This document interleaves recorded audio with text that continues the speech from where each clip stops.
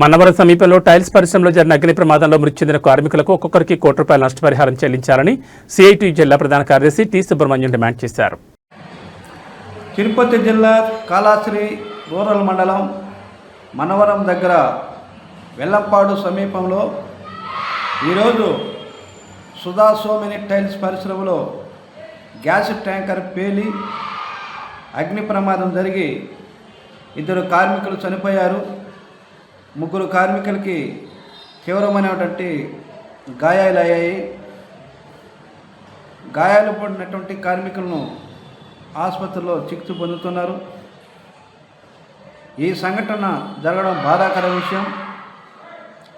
మరణించిన కార్మికుల కుటుంబాలకు సిఐటి తరఫున ప్రగాఢమైనటువంటి సానుభూతిని తెలియజేస్తున్నాం. ఈ సంఘటనకు కారకులైనటువంటి సోమిని టైల్స్ పరిశ్రమ యజమానిపై కేసు నమోదు చేయాలి, అరెస్టు చేయాలి. చనిపోయినటువంటి కార్మికుల కుటుంబాలకు ఒక్కొక్క కార్మికుడికి ₹1,00,00,000 చొప్పున నష్టపరిహారం చెల్లించాలి. ప్రమాదంలో గాయపడినటువంటి వారికి తక్షణ సహాయం కింద ₹25 లక్షల చెల్లించాలని, వారికి మెరుగైన వైద్యం అందించాలని సిఐటియు తిరుపతి జిల్లా కమిటీ తరఫున డిమాండ్ చేస్తున్నాం. తిరుపతి జిల్లాలో అనునిత్యం పరిశ్రమల్లో ఏదో ఒక రోజు ప్రమాదాలు జరుగుతూ నిత్యం ఇటువంటి సంఘటనలు కొనసాగుతున్నాయి.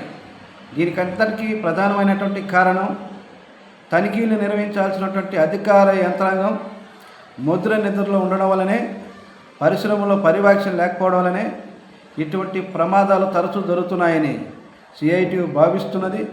ఎప్పటికైనా తిరుపతి జిల్లా కలెక్టర్ గారు ఈరోజు జరిగినటువంటి ఘటనపై తక్షణ విచారణ చేపట్టాలి. ఈ సంఘటనకు కారకులైన వారిపైన తగు చర్యలు తీసుకోవాలని చెప్పి సిఐటి యూనియన్గా డిమాండ్ చేస్తున్నాం. ఈ రకమైనటువంటి సంఘటన జరగడం వల్ల తిరుపతి జిల్లాలో కార్మికులకి భద్రత లేకుండా పోతోంది. భద్రత లేకపోవడం వల్ల తరచూ ప్రమాదాలు కూడా జరుగుతున్నాయి. వీటి వల్ల ఆందోళన చెందుతున్నారు. వెంటనే రాష్ట్ర ప్రభుత్వం జోక్యం చేసుకోవాలి, కలెక్టర్ గారు జోక్యం చేసుకొని ఇటువంటి ప్రమాదాలు జరగకుండా చర్యలు చేపట్టాలని, పర్యవేక్షణ చేయాల్సినటువంటి అధికార యంత్రాంగం ముద్ర నిద్ర వీడి నిత్యం పరిశ్రమలో ఏమేమి సేఫ్టీ ఉన్నాయి, కార్మికులకు భద్రత ఉందా లేదనే విషయాల్లో తరచూ పర్యవేక్షణ చేయాల్సినటువంటి అధికారులు చేయాలి. ఆ రకంగా చేయకపోతే నిత్యం తిరుపతి జిల్లాలో ఉన్నటువంటి పరిశ్రమలు ఏదో రకంగా సంఘటన జరిగి కార్మికులు చనిపోతున్నారు. ఈ సరైనటువంటి వైఖరి కాదని చెప్పి అధికారులకు తెలియజేస్తున్నాం. ఇప్పటికైనా జిల్లా కలెక్టర్ జోక్యం చేసుకొని జరిగినటువంటి ఘటనపై పూర్తి విచారణ చేపట్టాలి, బాధ్యులపై తగు చర్యలు తీసుకోవాలి. చనిపోయినటువంటి కార్మికుల కుటుంబాలకి ఒక్కొక్కరికి ₹1,00,00,000 చొప్పున, గాయపడిన వారికి తక్షణ సహాయం కింద ₹25 లక్షల చొప్పున నష్టపరిహారం చెల్లించాలని సిఐటి యూనియన్గా డిమాండ్ చేస్తున్నాం.